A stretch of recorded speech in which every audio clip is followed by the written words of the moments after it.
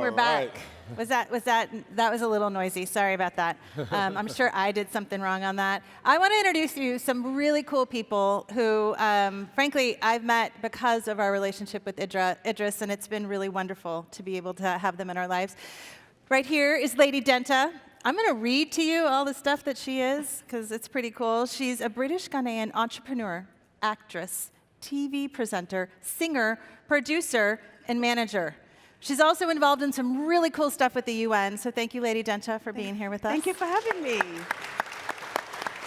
And next is Isaac Nartey. Isaac is currently the Assistant Commissioner for Sky Kids. He is the co-creator and associate producer of the BAFTA Awards, winning spoken word show, Life and Rhymes. He co-founded entertainment company Stepping Stones Ltd. Welcome.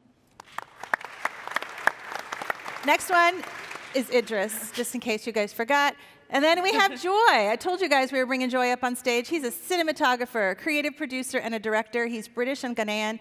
He also owns a super cool beach club where he has a recording studio in it.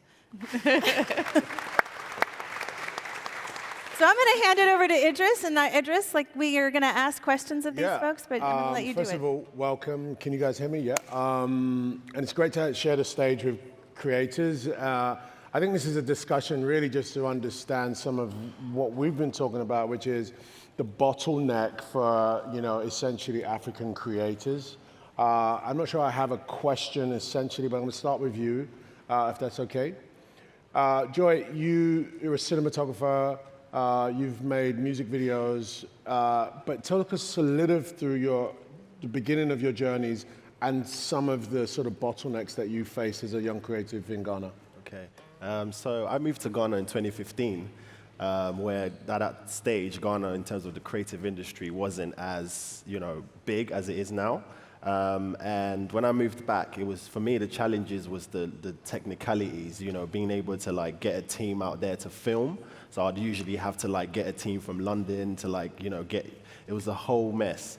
And also another approach or another challenge for me was payments. Payment for me in 2015, trying to pay, creatives who I'm hiring was okay, we need to pay you from the UK. How do we pay you? Oh, our bank account issue. It was a whole mess. So, I mean, literally that's the bottlenecks I faced. Payment systems. So making payments to pay your crews. Exactly. Was that difficult? That's difficult. That was difficult. Did you often have to do it with cash? What was the solution? So what I'll usually do is, at that time we had Monzo.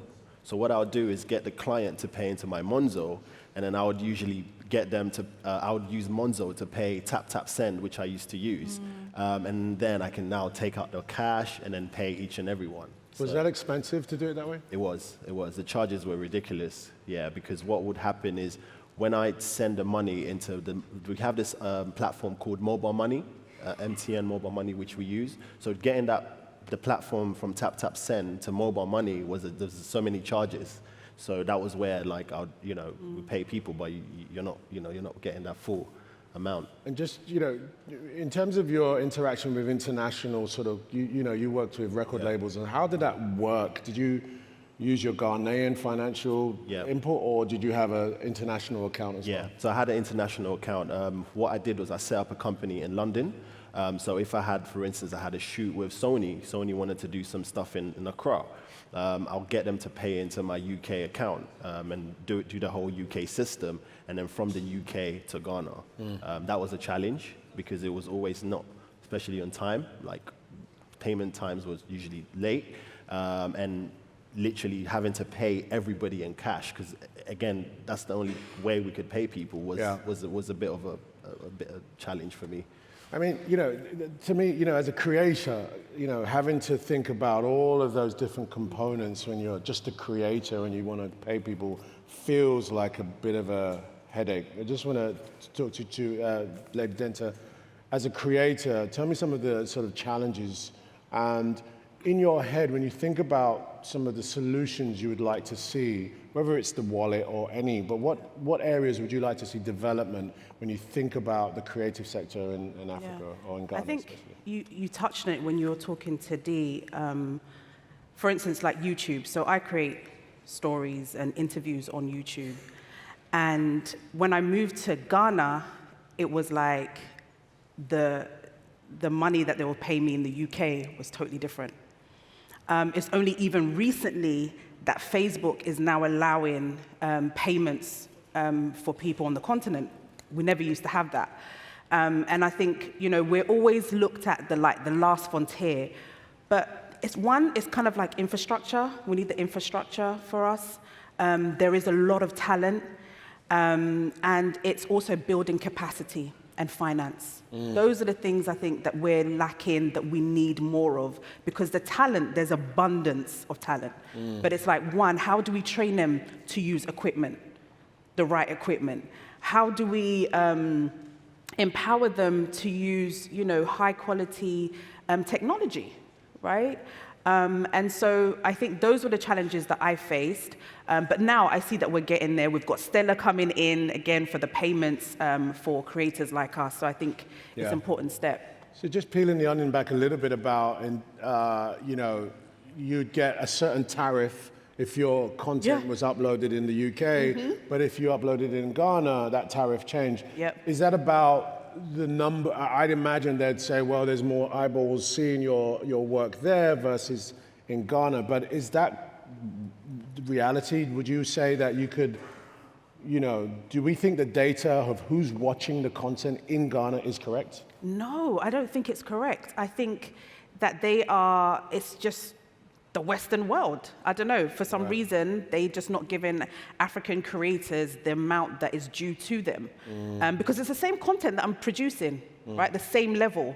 And so why is it that I'm getting £3 instead of £17? So these are the things that we're kind of struggling with. Yeah. Isaac?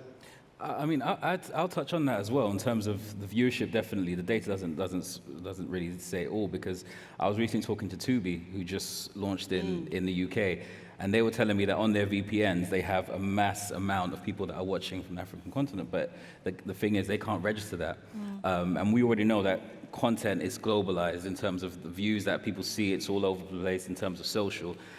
So it's not the data, but definitely, like you're saying, the infrastructure sort of needs to be there.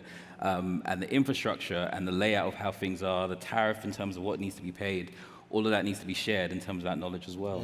So.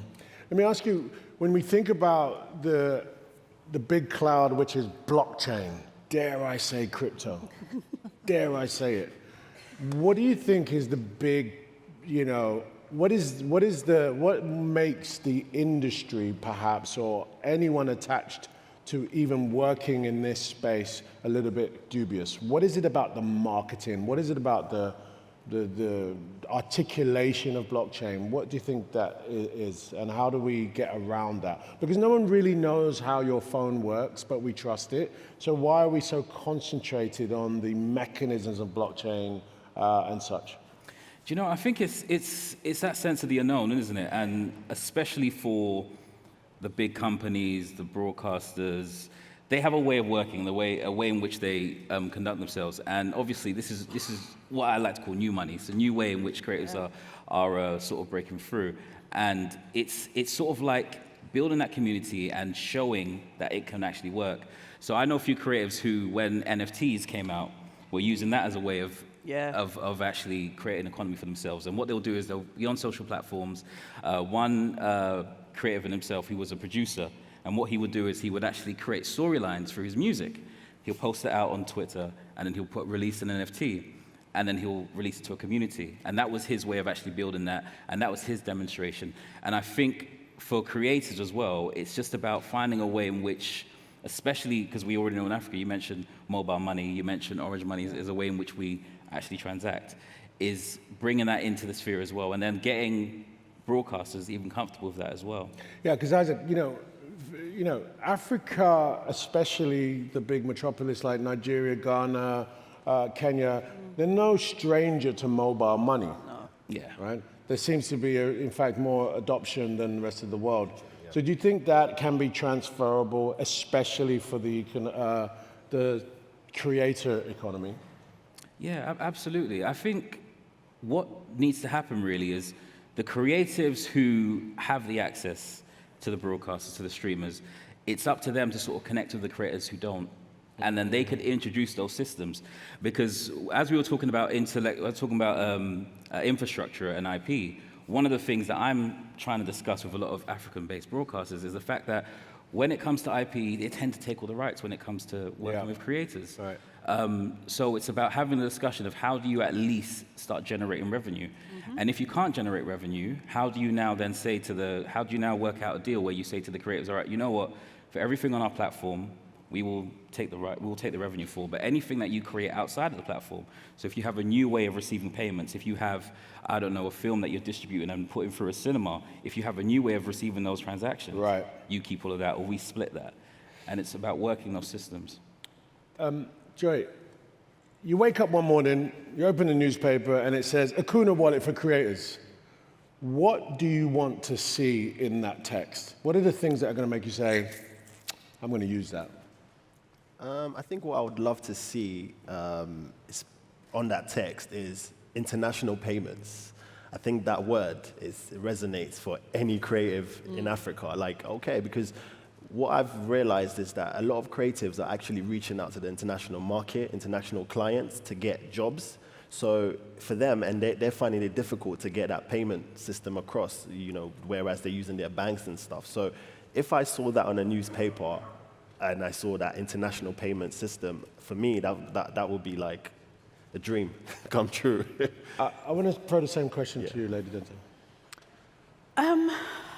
I would want, I feel like on the continent, we have so many stories, Idris. There's so many films. We have a Yasantua story.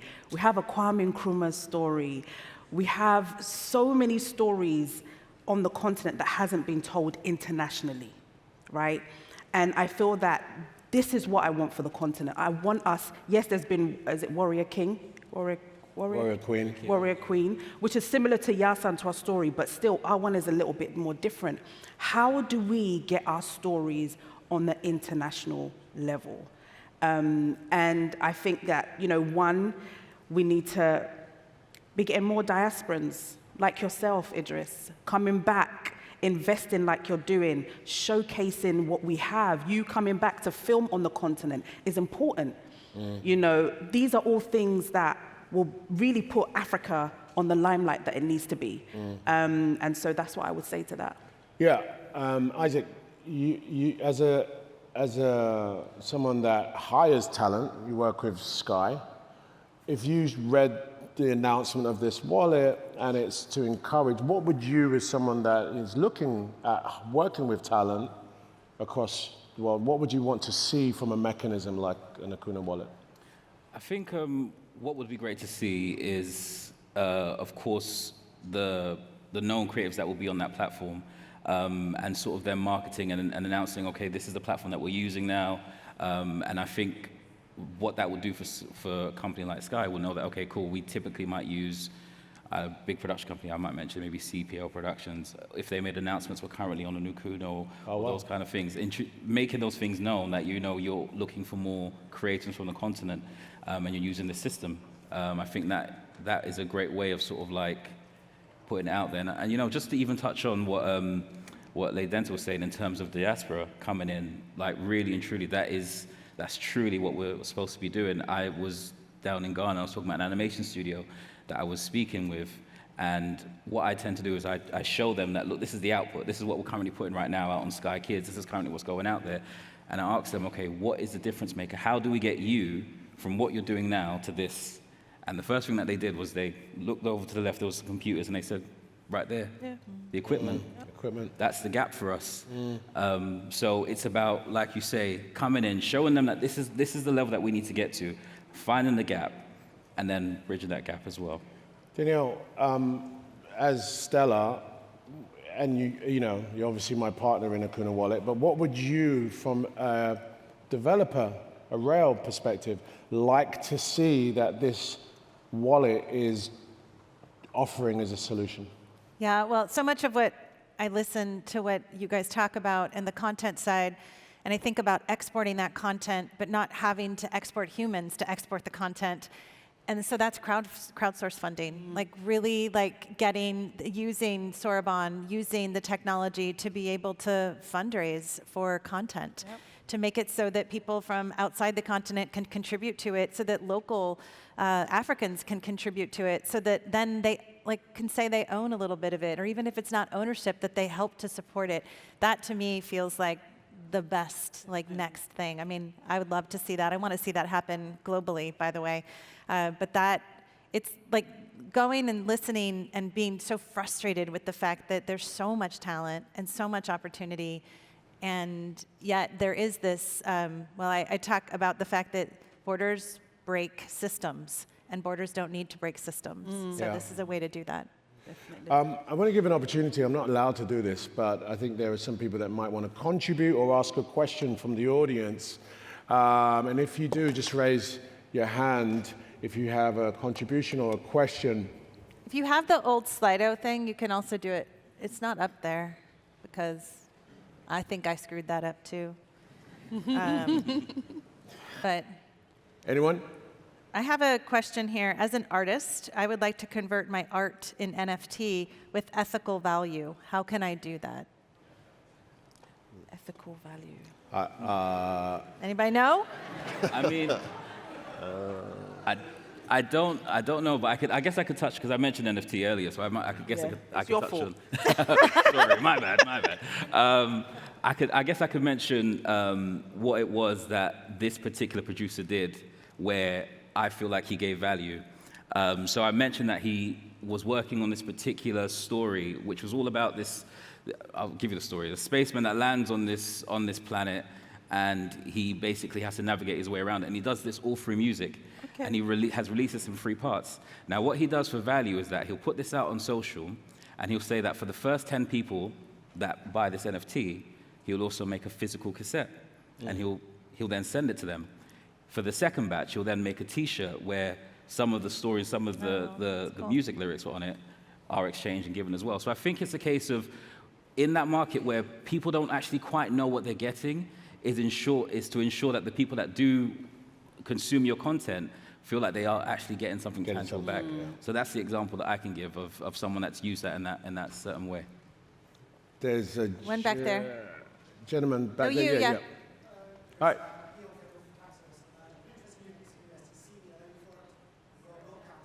Yeah, there's a mic. Oh, yeah, look at that. Look how cool we are. Hello. Hi. Yes, Guillaume Kendall from Paxos. I see you're using USDC. I know you've worked a lot with the World Gold Council and promoted the benefits of gold in the African continent. And I wonder if there's a potential here when you're talking about the rewards or the mechanisms that people can receive good out of the value. Is gold potentially something that you see featuring the Akuna wallet in the future? Definitely. I think gold is a hot topic right now in our country. With Galamsey and all of that, we won't touch on there. But I think there have been, even with Otunfo, the Asante Hene, they've released a gold coin. Otunfo has done a gold coin now. So I think gold is definitely a commodity that is going to be used on the continent more. And I even think Bank of Ghana announced something in Ghana recently, how they're going to be moving a lot faster in terms of more gold for people out there. So yes, I think there's a. Okay. Not on. Turn that mic on. There you go. Hey, my name is Joaquin V, founder of Borderless. My question is for Denelle. What role can Stella play to enable diaspora communities to invest back home? Because when you look at it, somebody sitting in London, sending money home can be expensive, but getting money out is nearly impossible. So what can Stella do to make that happen and make it possible for folks like us to contribute? And even if it's £1,000, we pull that money together, 100 people, that's £100,000, and we can do a lot. But the rails currently don't exist, at scale at least. What can Stella do to make that happen? Yeah, I mean, I think the rails exist. I think that we're just not leveraging them. I think that this Akuna wallet is going to be able to make that happen in terms of folks can actually the diaspora can send money in. If you're talking about the investment side from the standpoint of crowdfunding, that is something that actually exists as well. And I think I mentioned this morning, ClickPesa is doing a debt fund on Stellar. And so that's like, they're not doing the crowdfunding route, but when you do funds on using a smart contract, you can easily do that from a crowdfunding standpoint. So I think the tech is there. Back to my earlier point, it's the implementation piece. It's making sure we're making it really easy and simple, and it's the user-centric design. Hi. This gentleman. Am I on? Yes, I'm on. I wouldn't normally do this, but you're a very, very cool man. The reason I'm standing up here, I'm not very good at self-promotion. I wouldn't normally do this, but my business is this. And I've actually found out a model that can create how you can get the right money back for the creators in LMIC countries. It's called Remit TV. We've developed it. I've got a proof of concept, and I'd love to tell you all about it because it can really help you. Tell all of them all about it, because this is like solves all their challenges then. So it's about how can you grow your business without using a massive capital expenditure while leveraging money for people who need it the most by getting people in tier 1 markets to send money back. Yeah. And how do you do that? And the way you do that is by creating a model through content that enables loyalty, relationship, cheap remittance, and other bits and bobs that will help you. And I think we could maybe do something. Great, Awesome. great. Thank you. Well done for doing that. I think that the scale of the African sector in creativity is large enough for there to be multiple opportunities, and I think each one teach one, right? Yeah. What you learn in your model, I might learn from, and vice versa. So we should definitely connect. Right here. Hi, my name is Raven. I'm a content creator and photographer. Oh, goodness, I'm nervous. You got this, man. You got this, bro. You're looking smooth. Just know.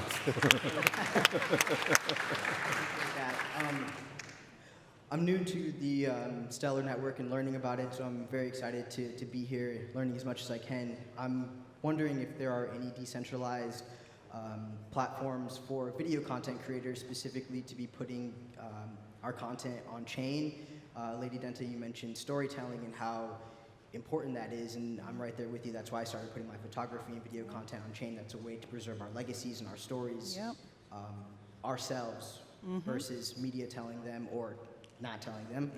And so my question is that a capability within the Stellar Network within putting video content specifically, because those tend to be larger file sizes, and where can we learn more about that? On Sorbonne, you can do that. I mean, the fact is that Sorbonne actually creates an opportunity for you to be doing lots of different things and to have the data stored off-chain, but connected to on-chain data, so for sure. But I think that that's an important piece to think about. I mean, Lady Dentaa, you already mentioned the storytelling part, and to be able to talk to young creators and how can you encourage people to put their stories out there? Yeah, I think now everything is social media, right? And how I started on TV first, which was on Sky, OBTV, and then I moved to YouTube. And then now, as I mentioned, Facebook allows you to get paid and put content. Even if you're just walking down the street, literally, you can get paid and film it and put it up there. But I believe in us really telling our own stories and not others telling it for us, because they'll leave out the important things that for them is important, but for you isn't. So I think it's really important. Even nowadays, even when you go on TikTok, there's people that are just speaking to the camera, and the viewership is crazy, right? People just want to know. There's so many things out there now. People just want to listen and know. It could be just your voice or your glasses and your little hat that you've got on. Do you know what I mean? Yeah, I would watch you. So just keep on putting there's so many platforms out there. Just keep on putting and being consistent. That's one thing as well. You have to be consistent. And Denelle, what was the name of the platform that you... Sorbonne, it's their smart contract platform, and you can leverage it, and you can talk to the developer stage, go there and talk to them. They can tell you how they can do this. But really what we need are tools like the Akuna wallet, like the wallet that he just mentioned, and other wallets out there that make it super simple so that you don't actually have to get the background unless you want to. Yeah. We have one more time for one more question from the Stacia's over audience. there. Oh, she already got it. Hi everyone, I'm Stephanie Joseph. I'm the co-founder of Cura, which is running on Stellar, enabling cross-border payments from the US to Central America and the Caribbean. I have a question for the audience, actually. So you mentioned that Akuna could help creators get paid. And I think one of the things that you mentioned earlier was that some creators don't even have bank accounts. So as an amazing solution for them today, how do you see it growing into something that can fulfill other kind of like financial needs? We've seen some digital banking for creators in the US, for example, like banking platform for creators specifically. Do you see Akuna Wallet growing to provide those kind of like services to to creators, maybe wealth management or banking, etc.? For you all creators, is there something that you would be interested in for Africa specifically?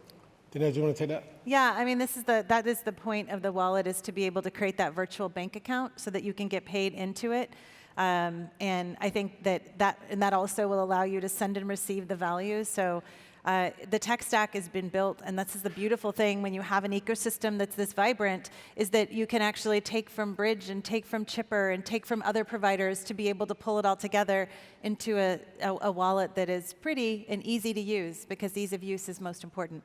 Now to the content, folks, about like would you want something like that? 100%. Yeah. 100%. 100%. Yeah. Need it. As well, having a bit of having a bit of guidance in terms of, you mentioned money management and things like that. Yeah. It'd be great that, you know, to have something that, as a creator, it's your space, your hub where you get payments, but also are taught about ways in which you could actually manage the finances as well. And also, if at some point it can also collect royalties, because one of the things that we lack on the continent is, you know, our musicians, our actors being able to get royalties that is due to them. So that would be really, really, really good. Yeah, just to add to that, the royalty thing is a massive thing, is a big deal, because we have so many producers and creators who just go from gig to gig. So they aren't able to really sustain themselves, and they aren't really able to climb. And because they aren't able to climb, they can't pull anyone else up. I know some producers who've made some great content that have gone global, but because they haven't been able to receive royalties. I know one that's working in the care home, but he has made incredible content, and that's all because he hasn't been able to receive the revenues that are due. Yeah. So definitely having that in place. I think one of the future outputs for us would to have a royalty system with a partner that is already doing it, that isn't leveraging chain, and perhaps making it easier for someone to adopt the wallet to have instant access to a royalty account. And that's something that we would love to see happen. It's something that we've thought about quite a bit. Yeah, I agree as well, 100%. We do. I mean, the royalties thing, I didn't know about that, but that is an awesome way to actually receive, you know, your funds. I mean, if you know, you're waiting, as Lady Dentaa said, you've got an actor who's done a great movie, but then, you know, getting that money across or getting that royalty across, it's a whole problem. I think that is a really good approach, to be honest. So, great. Yeah. Well, I just have to say, I'm the outsider up here on stage right now, because I'm not creative like you guys are, and I just feel cool sitting next to you, but I want to give you the opportunity to tell people where they can keep up with your work. Okay, so I'm on social media, Dentaa_show is my Instagram, and it's Twitter and everything else. So yeah, we can keep in touch there. But before I go, if you look under your chair, I've put a gift under there. Everybody look under your chair to see if you can see anything. Oh, sorry, I forgot. It was the other day, but I'm so glad that you looked. Thank you for paying attention. She's awesome. That's brilliant. Yeah, I'm asking. Before I say where you can find me, you just said you're not a creative, and someone told me something a long time ago, and I've always stuck to it, and that was the late, great Benjamin Jeff Stefani, and he said, everybody is a creative. And what creativity really is just courage to step out and express yourself. And that's the true definition of creativity, just having courage to do something out there. But yeah, you can find me on Instagram on Isaac G. Nartey, and then I'm also on LinkedIn, Isaac G. Nartey, Nartey. So yeah, feel free to connect. I'm somewhere. You can also catch me on Instagram, _JK Williams, and on LinkedIn as well, Joy Williams. Yeah, and I'm still a bit nervous being here. I'm listening to everything that's being said. And, Just to close up, really thank you for your audience and listening. In our roundtable earlier, there's a gentleman that was talking about things, I think it was my guy there, and he said, how do we make tools that are actually useful? There are tools that are made by enthusiasts that mean well, but do they have a real use case? So for the developers in the room that are on Stellar, I'm not a developer, but I found a way to articulate, a solution, and before you know it, we quickly built something that I think might help. You may build a wallet or you may build other things, but I think the more the merrier, especially when it comes to solutions, especially when it comes to the creative sector. We know that there are lots of fintech solutions out there, but when it comes to the creative sector, which is still undermined and continually growing, it's a bit like haircuts. You always need to cut your hair. You're always going to need entertainment. I think, think about this space a lot. Think about Akuna Wallet, where, we're going to pilot it in Ghana, and we want to learn for as much as we can from the community. So thanks. Thank you, everybody, for coming. I'm going to bring up... Thank you. Bro.